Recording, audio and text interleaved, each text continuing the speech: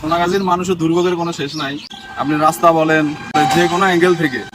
এই যে একটা পৌরসভা আছে সোনাগাজীর, যে পৌরসভা আছে, দীর্ঘদিন পৌরসভা প্রতিষ্ঠিত হয়েছে। এই পৌরসভায় আপনি যদি গাড়ির দিকে তাকান, কোনো গাড়ির স্টেশন নাই, কোনো ফুটপাতের যে অবস্থা, রাস্তায় গাড়িগুলো চলতে পারে না। অবশেষ তাদের অবস্থা দেখেন, তাদের ট্যাক্স গুলা তুলে এই ট্যাক্সের টাকা এরা কি করে? অবশেষ এরা যে ময়লা ফালাবে, সোনাগাজীর যে ময়লা ফালাবে, ময়লার বাগানটা একটু দেখেন। এটা এনে এখন চরচান্দিয়া ইউনিয়ন পরিষদের সামনে এনে রাখতেছে।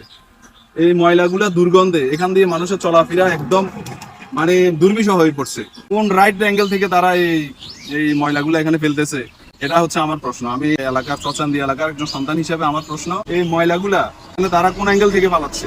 পৌরসভার একটা জায়গা থাকা উচিত যেখান থেকে এই ময়লাগুলো পালাবে, সাধারণ মানুষের অন্তত চলাফেরার সমস্যা হবে না।